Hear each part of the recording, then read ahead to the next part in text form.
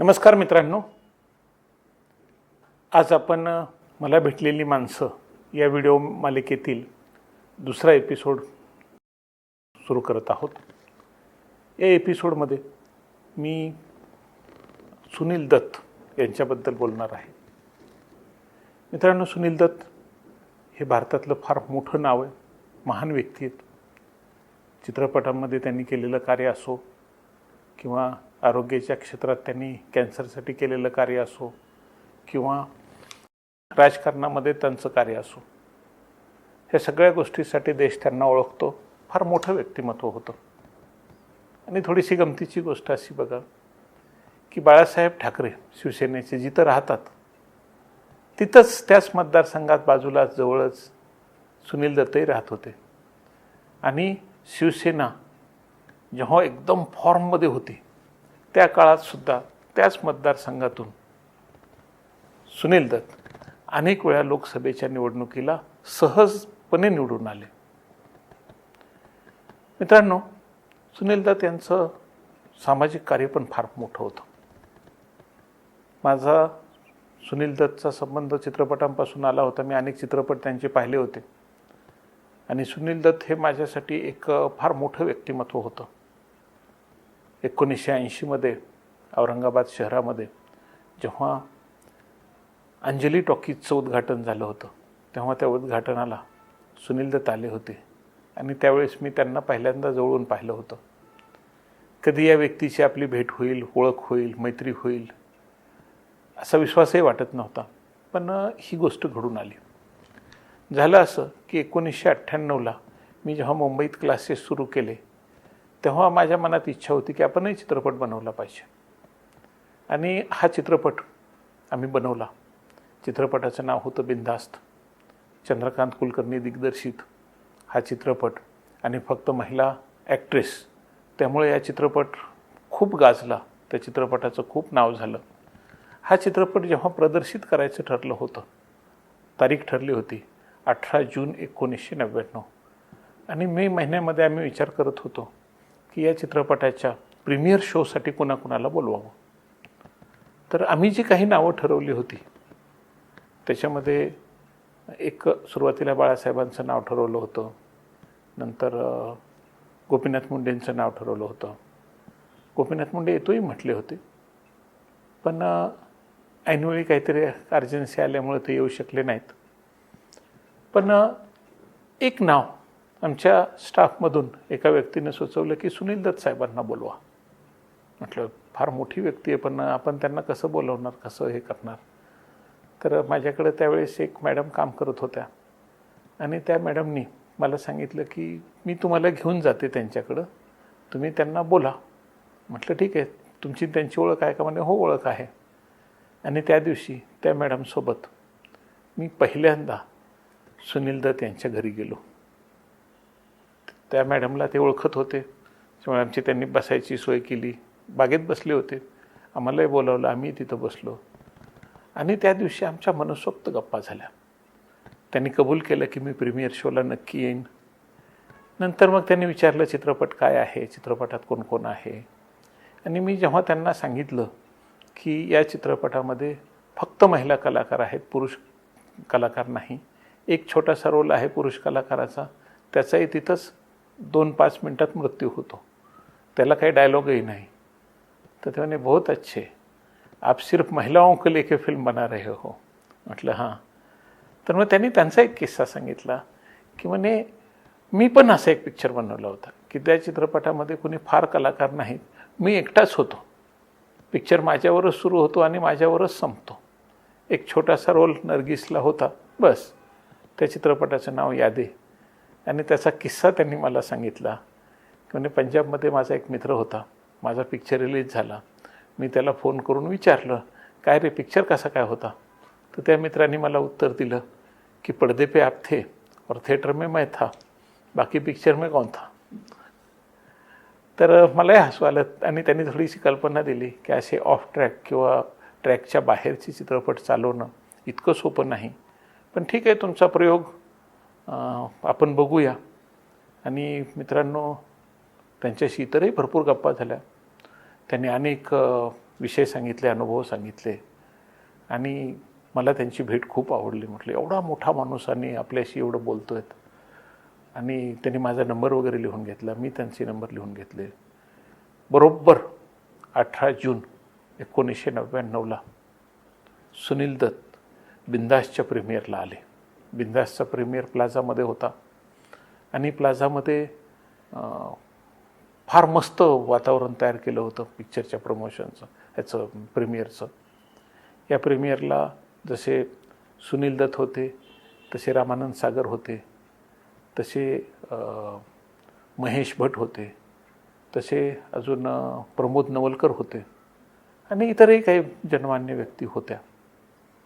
आणि चित्रपटाचे कलाकार चंद्रकांत कुलकर्णी, मी, प्रशांत दळवी, अशी आम्ही सगळी माणसं सिनेमा. त्या दिवशीचा तो प्रीमियर शो फारच मस्त झाला. प्रमोद नवलकर पण फार छान बोलले आणि सगळ्यात महत्त्वाचं तो प्रीमियर गाजवला सुनील दत्त साहेबांनी. सुनील दत्त साहेबांचं ते वाक्य मी आयुष्यात कधी विसरणार नाही. त्या प्रीमियरमध्ये सुनील दत्त म्हणाले होते कि मराठी सिनेमा ही भारतीय सिनेमा की गंगोत्री है. मराठी सिनेमा ही भारतीय सिनेमा की गंगोत्री है और मराठी सिनेमा आज रुक गया है, कहीं ना कहीं थम गया है, ब्रेक लग गया है. और चाटे साहब जैसे व्यक्ति अगर आते हैं और इसको मराठी फिल्म इंडस्ट्री को आगे ले जाने का कार्य करते हैं तो ये बहुत अच्छी बात है. दोस्तों, मुझे उनका स्पीच जो था बहुत अच्छा स्पीच था. दुर्भाग्यवश आज मुझे उनके वो कैसेट नहीं मिली. शूटिंग तो करवाया था, शायद कहीं मिलती है कि आगे मैं देखूंगा. लेकिन अगर वो कैसेट मुझे मिली तो वो कैसेट मैं ज़रूर इंटरनेट पे डालूंगा, यूट्यूब पे डालूंगा और लोगों को ये सुनने में बड़ा अच्छा लगेगा. बहुत अच्छा प्रीमियर हुआ था बिंदास का. और दोस्तों, उसके बाद सुनील दत्त साहब और मेरी एक अच्छी पहचान ही बन गई. फिर एक दो बार मैं उनके घर गया, बातें की, उन्हें भी बहुत अच्छा लगा. कभी कभी उनकी तरफ से फ़ोन आता था. कोई, वो तो खैर सांसद थे, तो कई बच्चे, छात्र, पेरेंट्स उनको मिलते थे, उनसे कहते थे कि आप चाटे साहब को जानते हो, हमारे बच्चे का एडमिशन चाटे क्लासेस में करो. तो बोलते थे कि ठीक है, मैं बात करता हूँ. और कई बार खुद मुझे फ़ोन करते थे कि चाटे साहब फला फला मेरे कंस्टिट्यूंसी से ये बच्चा है, उसको तुम क्लास के लिए लो, कंसेशन दो, ये करो. और उनकी बात मैं सुनता था. बहुत बार फ़ोन आते थे. और दोस्तों, ये 2001, 2, 3 तक चलता रहा. 1999 में 1999मध्ये माझी त्यांची ओळख झाली होती आणि त्यानंतर 2003पर्यंत त्यांचं आमचं फोनवर सतत बोलणं असायचं. मला कधी असं वाटलं काय अडचण आहे तर मी त्यांना फोन करायचो आणि ते फार मस्त बोलायचे, छान बोलायचे आणि कॉन्फिडन्स द्यायचे की चाटेजी ऐसा कीजिए, चाटेजी वैसा कीजिए. मला त्यांच्याबद्दल फारच रिस्पेक्ट वाटायचा. पण मित्रांनो, एक गोष्ट असते, काळ आणि वेळ कुणासाठी थांबत नाही. काळ वेळ त्यांच्यासाठी थांबला नाही, माझ्यासाठी थांबला नाही. 1999ला आमची सुरू झालेली ही मैत्री 2003चं वर्ष उगवलं आणि 25 मे 2003 माझ्या लग्नाचा दिवस होता आणि त्यानिमित्तानं आम्ही एक मस्त जंगी पार्टी आयोजित केली होती आणि मुंबईतून जवळजवळ एक ओळखीच्या 100-200 लोकांना बोलावलं होतं. आणि त्या दिवशी जेव्हा आमचं संध्याकाळी लोक आली, प्रोग्राम सुरू होणार आणि नेमकं त्यावेळी आम्हाला बातमी आली की सुनील दत्त साहेबांचं निधन झालं. आम्हाला फार वाईट वाटलं आणि मी सगळ्यांना त्या दिवशी आम्ही श्रद्धांजली वाहिली की आमचे एवढे जवळचे स्नेही आणि मित्र निघून गेलेले आहेत. आणि मित्रांनो, अजूनही आठवण येते. रात्रीच्या वेळी, संध्याकाळी कधी मी बसलेलो आहे, वाचन सुरू आहे किंवा काहीतरी काम करतो आहे आणि सुनील दत्त साहेबांचा फोन आला आहे आणि सुनील दत्त साहेबांशी बोलणं होतं आहे. पण मित्रांनो, हे फार दिवस टिकलं नाही. 2003ला 25 मे 2003ला आमचा सुरू झालेला हा प्रवास त्या ठिकाणी थांबला. मित्रांनो, सुनील दत्त हे खरोखरच महान व्यक्तिमत्व होतं. सुनील दत्त म्हणजे संजय दत्तचे वडील. संजय दत्तही फार मोठा अभिनेता आहे, पण त्यांच्यावर बॉम्ब ब्लास्टमध्ये जे काही घडलं त्याच्यामुळं त्यांना फार त्रास सहन करावा लागला आणि त्यांच्या या कथेवर संजू हा चित्रपट पण आलेला होता. पण मित्रांनो, बिनधास्त चित्रपट पाहिल्यानंतर काही दिवसांनी मला एकदा पुन्हा सुनील दत्त साहेबांचा फोन आला होता आणि त्यांनी सांगितलं होतं कि चाटे साहब, मैंने आपकी फिल्म देखी, फिल्म बहुत अच्छी लगी और मेरी यादें को जो बुरा हाल देखना पड़ा था, आपकी शायद बिनधास्त को वो देखना नहीं पड़ा और बिनधास्त सुपरहिट रही. मित्रांनो, बिनधास्त खरोखरच सुपरहिट होतं. पण बिनधास्तपेक्षा आज सुनील दत्त सारखी माणसं त्या चित्रपटाच्या प्रीमियरला येणं आणि त्यांनी हे बोलणं की मराठी भाषा ही तो भारतीय सिनेमा की गंगोत्री है, मित्रांनो मला फार आनंद वाटला. दादासाहेब फाळकेंच्या नावाचा त्यांनी उल्लेख केला होता आणि मराठीतल्या अपराध या चित्रपटावर त्यांचा मेरा साया हा चित्रपट होता. तोही त्या चित्रपटांनी सुनील दत्तला फार नाव मिळवून दिलं. मेरा साया हा चित्रपट मराठी चित्रपटावरून बनलेला होता. त्याच्यामुळे ते नेहमी म्हणायचे की मराठी फिल्मों की कहानियाँ बहुत सही होती है, बहुत सच्ची होती है. हिंदी फिल्मों जैसी वो भटकती नहीं हैं. हिंदी फिल्म वाले मराठी जैसा काम करते नहीं हैं. अगर हिंदी फिल्में मराठी पैटर्न पे बनेगी तो हिंदी फिल्म इंडस्ट्री को भी बहुत नाम मिलेगा. लेकिन दोस्तों, एक बात है, म्हणजे त्यावेळेस मला जे ते बोलायचे हे सगळं खरं आहे, पण मी त्यांना सांगायचो की साहेब, मराठीमध्ये प्रेक्षक सिनेमाकडे येत नाहीत हो. मराठी सिनेमामध्ये सिनेमा पाहणं ही त्यांची प्रायोरिटी नाही.